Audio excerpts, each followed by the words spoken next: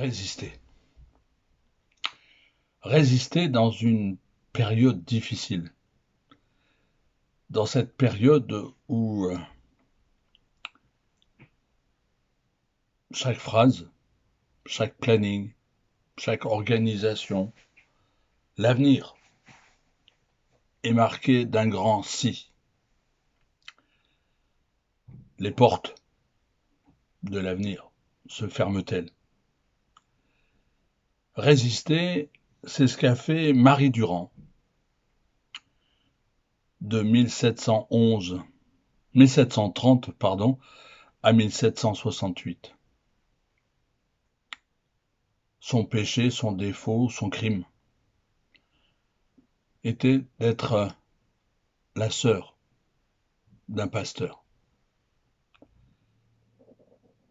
Et dans la tour de Constance, à Aigues-Mortes, dans le Midi, elle va passer 38 années à résister.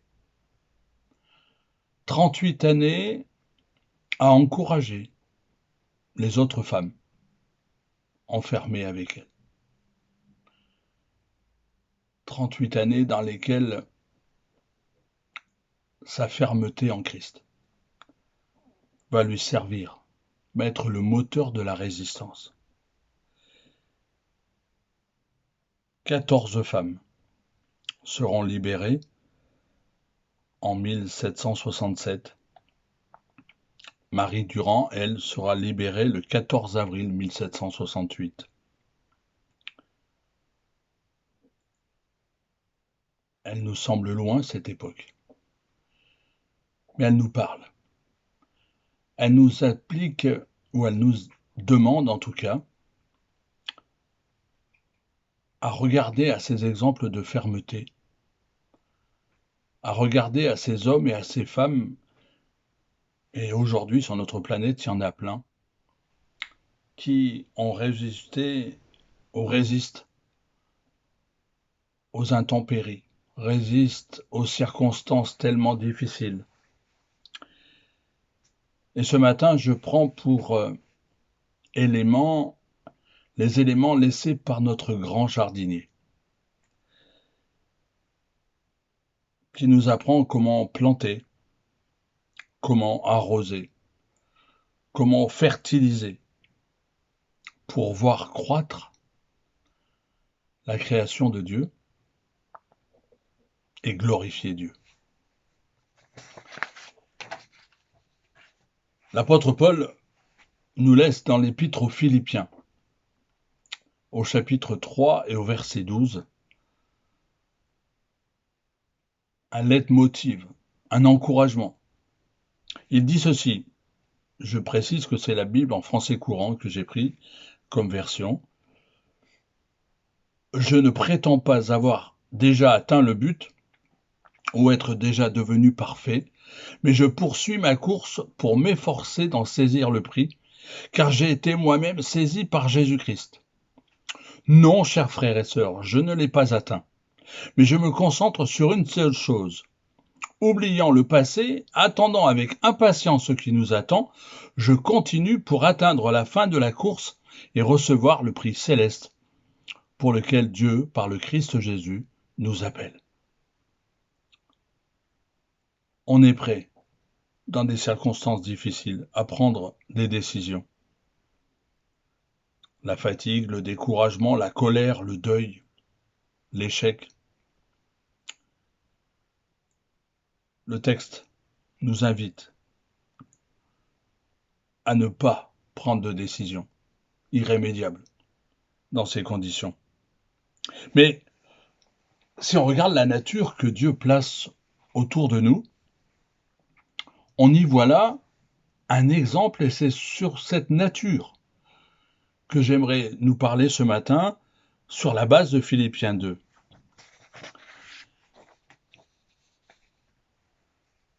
Je prends pour exemple ce bambou qui est devant la chair. Pour avoir ce bambou, vous plantez la graine. Vous arrosez, vous fertilisez, mettez de la matière pour que ça pousse pendant 1 an. Et vous ne verrez rien. La deuxième année, vous continuez à arroser, à fertiliser. Et vous ne voyez toujours rien. Il en est de même avec la troisième année, la quatrième année. Au cours de la cinquième année, une petite pousse émerge. Alors, au cours des 6 prochains mois, le bambou atteindra plus de 20 mètres. C'est incroyable, non? La plante chinoise de bambou a passé 5 ans à cultiver ses racines qui soutiendraient sa croissance et deviendrait un géant, plus de 7 étages et demi de hauteur. Ces 5 années seraient frustrantes pour quelqu'un qui ne comprendrait pas comment la plante de bambou se développe. Je suis sûr que beaucoup de gens ont planté la graine et ont abandonné après 1 an, ou 2, ou 3, parce qu'ils n'ont pas vu la croissance. Concentrons-nous, dans ces temps difficiles, sur les choses simples. Arroser, fertiliser, lire la parole de Dieu, prier, méditer. N'abandonnons pas. Si Dieu nous a appelés à faire quelque chose pour lui, attendons le temps utile, même si cela semble lent à venir. La foi, la détermination, la persévérance sont l'essence même de l'endurance. Dans l'épître aux Colossiens, au chapitre 2, au verset 6, il est dit « Ainsi donc, quand vous avez reçu le Seigneur Jésus, marchez en lui, étant enracinés, fondés en lui, affermis par la foi, d'après les instructions qui vous ont été données, et abondez en actions de grâce. » Ça peut paraître fou, vous paraître fou, mais si nous cherchions à être des bambous, je ne parle plus de la graine, je parle de l'arbre, de ce petit arbre qui est juste devant. Le bambou est une plante très polyvalente. Ça veut dire que le bambou pousse sous nombreux climats. Il pousse sur tous les continents, à l'exception de l'Antarctique. Le bambou, quand vous le touchez, est très flexible. Il pliera par vent fort. Mais il ne se brisera que très très rarement. Le bambou est très résistant, avec une résistance à la traction supérieure à l'acier, résistance à tout autre matériel. Et en plus, le bambou a une croissance incroyable. Mais il est en plus durable. Un témoignage de sa durabilité est que lorsqu'on a largué sur Hiroshima en 1945, la bombe qui a détruit tant de personnes,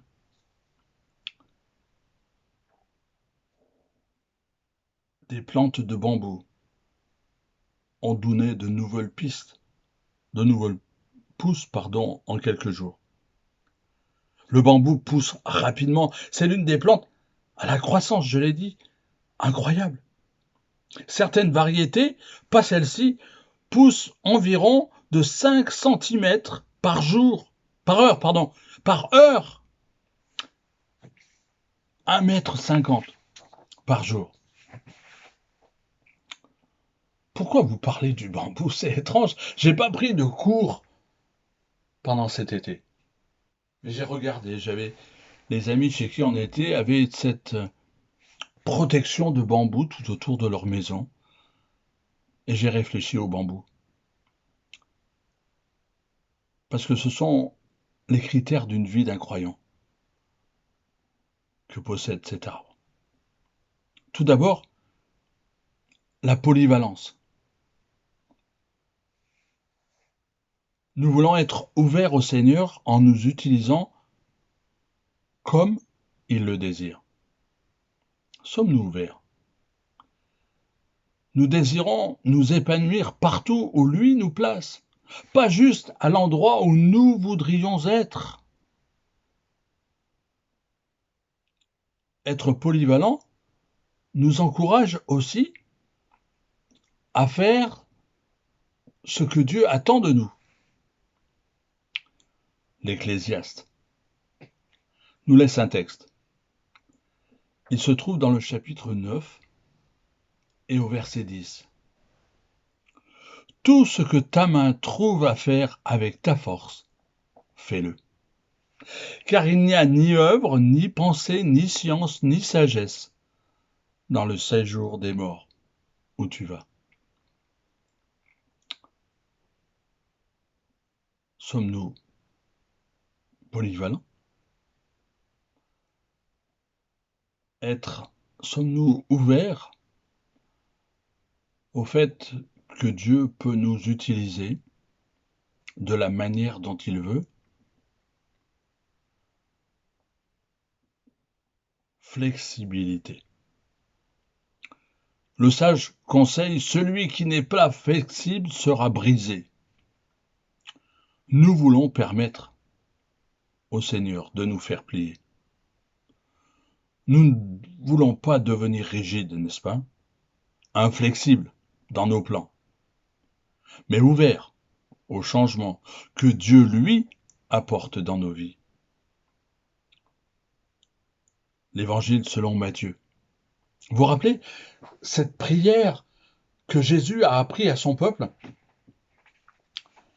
Il dit ceci, que ton règne vienne, que ta volonté soit faite sur la terre comme au ciel. C'est le verset 10 de Matthieu 6.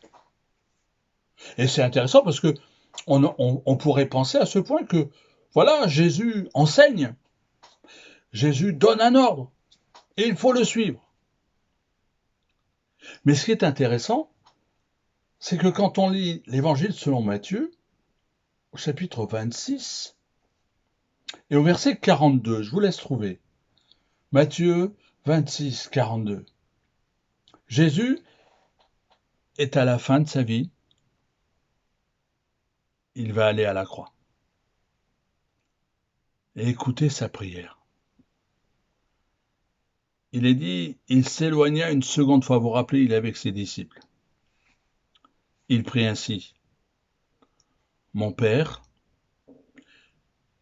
s'il n'est pas possible que cette coupe s'éloigne sans que je la boive, que ta volonté soit faite. S'il n'est pas possible que cette coupe s'éloigne, alors que ta volonté soit faite. Jésus n'a pas simplement enseigné, nous a enseigné le fait de demander dans notre prière que la volonté de Dieu soit faite, mais quand il a été dans des circonstances difficiles, alors qu'il était Dieu lui-même, alors qu'il pouvait changer les paramètres,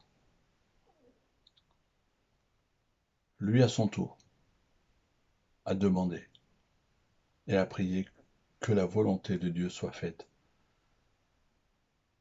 Et nous savons, parce que la Bible nous le dit, que la volonté de Dieu a été faite et que Jésus a été jusqu'au bout de son mandat. Être polyvalent, désirer nous épanouir dans n'importe quel lieu, dans n'importe quelle circonstance, être capable de nous adapter, de ne pas devenir rigide, ici ou rien, de cette façon ou rien. Cette période de Covid-19 nous apprend des choses, n'est-ce pas? Elle a changé nos plans. Elle a changé notre avenir peut-être. Elle a changé notre façon de faire, de concevoir, de parler, de se rencontrer, de s'entretenir, d'acheter. Mais est-ce que dans notre prière, nous continuons de demander à Dieu cette qualité trouvée dans le bambou, d'être flexible? Le troisième paramètre de l'arbre, cette troisième qualité de l'arbre, c'est qu'il est fort. Il est fort. Il n'est pas épais, c'est pas un gros tronc comme un cèdre, comme un gros sapin. Non, un baobab. Mais il est fort. Nous ne pouvons pas ressembler à Dieu, mais dans le Seigneur, nous sommes aussi forts que l'acier. Nous ne pouvons dire avec David, c'est le psaume 18, verset 29. Psaume 18, verset 29. Avec ta force, je peux écraser une armée. Avec mon Dieu, je peux escalader n'importe quel mur. Avec ta force, avec ta puissance. David face à Goliath. Vous vous rappelez? David face à Goliath. Le petit berger face au géant, face à celui qui était armé. La force, c'est pas d'être inconsidéré, mes amis, mais c'est de pouvoir, comme cet arbre, résister aux circonstances, résister au mauvais temps, résister au découragement qui, intrinsèquement, nous tire vers le bas. D'être flexible. Seigneur, que veux-tu que je fasse? Et puis, un quatrième aspect, une quatrième qualité, pas simplement de l'arbre, mais du chrétien, la durabilité. On ne peut pas déterminer, mes amis, la durée du temps qu'on va passer sur la terre. Ça, c'est dans l'agenda de Dieu. Le nombre de jours, c'est à lui. Mais en tout cas, rien ne peut nous arrêter lorsque nous sommes dans la volonté de Dieu et que nous réalisons son plan. L'épître aux Romains, c'est Paul qui parle. L'apôtre Paul, vous savez, il a subi tout un tas d'oppositions. Il a été lapidé, il a eu tellement de soucis, emprisonné, laissé pour mort. Mais voilà ce qu'il dit dans Romains 8, verset 31. Si Dieu est pour nous, si Dieu est pour nous, qui sera contre nous? Dans le chapitre 11 du livre des Hébreux, la première partie est consacrée à ceux qui ont eu les honneurs, à ceux qui, quelque part, ont vaincu, ceux qui ont été entourés, qui ont fermé la gueule des lions, qui ont fait tout un tas de choses. Mais la deuxième partie, à ceux qui ont reçu les honneurs. Ils ont été décapités, ils ont été sciés en deux. Dieu les a soutenus de la même façon qu'il avait soutenu les premiers, sauf que dans le plan de Dieu, la finalité de leur vie n'a pas été la même. Mais ils ont persévéré, résisté. Marie Durand a gravé dans la tour de Constance, sur la pierre, ce mot, résister. Je ne sais pas si elle l'a gravé parce que elle avait besoin d'un visuel pour se le rappeler, ou parce que elle entrevoyait que peut-être elle allait quitter cette terre et laisser les autres prisonniers seuls. Mais la Bible a écrit en capital résister. Mais nous ne sommes pas seuls.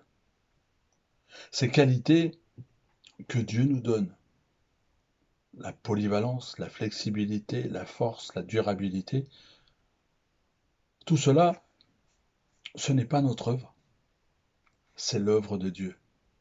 C'est l'œuvre du Saint-Esprit à l'intérieur de nous, mes amis. Mais pour cela, on a besoin d'avoir cette volonté d'être plaisant à Dieu, cette volonté d'être définitivement son enfant, quelles que soient les circonstances, quelles que soient les difficultés.